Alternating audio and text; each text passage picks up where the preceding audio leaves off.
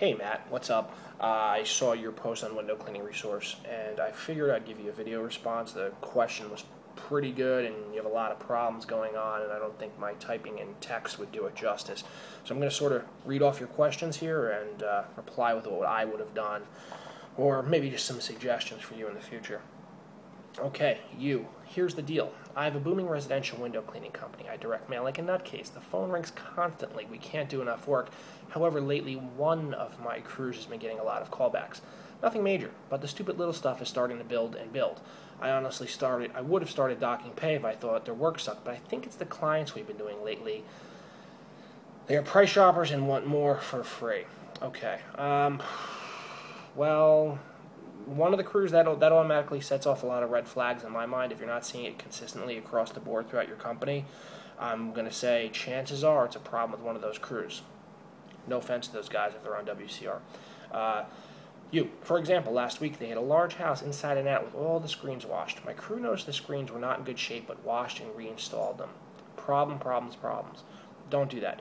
If that happens, if you notice any pre-existing damage, alert the customer beforehand. Your crew should have alerted you. It should have been documented. They should have called you, texted you, emailed you, Skyped you, whatever, filled you in on the problem and documented it on their work order. If they didn't document it anywhere, it's your fault. You got to pay for that. I got an angry phone call that says they ripped 6 screens. It's not a big deal, but should not have been an issue in the first place if they had just pointed them out to the clients before washing them instead. Now we have to rescreen them for free. In my opinion, that is a big deal. If they had reported it in the first place, this would not have happened. The buck stops at you. If you don't have a procedure in place for this, you're going to continually pay for this stuff over and over and over.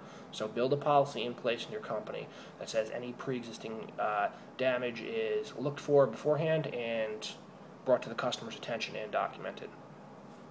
Example number 2. The same crew did a house where the woman wanted 20 windows for $199, but she added a handful of windows with the storms for them to wash as well.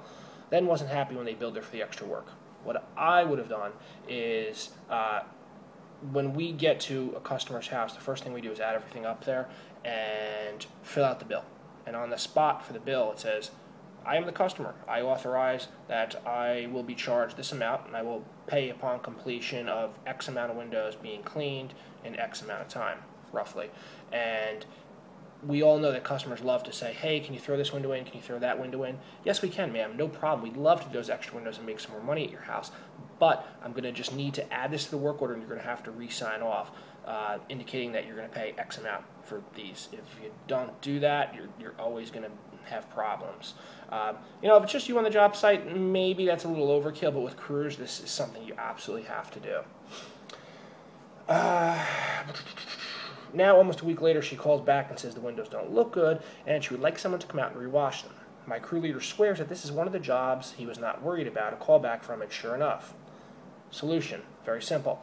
Upon completion, there's a final spot that the customer signs off on the work order. You build in a little spot there that says sills, tracks, screens, streaks. The customer checks off on each one of those and initials and signs at the bottom that she's 100% satisfied with all of those factors. That's the 4 common places you're going to get complaints: sills, screens, tracks, and streaks. So make a procedure for it. Build it in. Have the customer go around. Have your crew leader at the end of the job spend 10 minutes, do a final walk around with the customer while the crew is wrapping up, inspect every window with her, have her cruise around, make sure she's 100% satisfied and signs off before your crew leaves for the day. This will kill and cut down all callbacks like you wouldn't believe. How am I going to save my reputation when stupid things like the ones mentioned keep coming up? It's on you. Build some procedures, man. Every frustration or problem you have is solvable with a procedure. And if you follow the couple of quick ones I outlined, get them built in, super easy, you will see a drastic drop in customer complaints and overall customer satisfaction. Plus, it also puts a little bit of ownership on the guys to realize that all these things are being looked at and checked on. And I'd also recommend doing a follow-up call and a follow-up postcard after the job, checking to make sure that these selected items we talked about were handled to the customer satisfaction, and let your crews know about that. Let them know that we don't just disappear from this customer when the job is done, that these things actually are checked on. We have quality assurance things in place. So build that into your systems there. Am I attracting the wrong clients who are unreasonable and inspect the world for a bargain? Possibly, but doubtful. I highly doubt that situation. Anything's possible. I think, like I said earlier, if you just follow these quick little things I mentioned, you can cut these things like you wouldn't believe. I feel so fortunate to have the business going the way it is, but I feel like once you establish yourself as a bad reputation, you're done. Any advice? Fix the problem. I gave you the answers how to fix it. Now go to work. Have a great day, Matt. Good luck.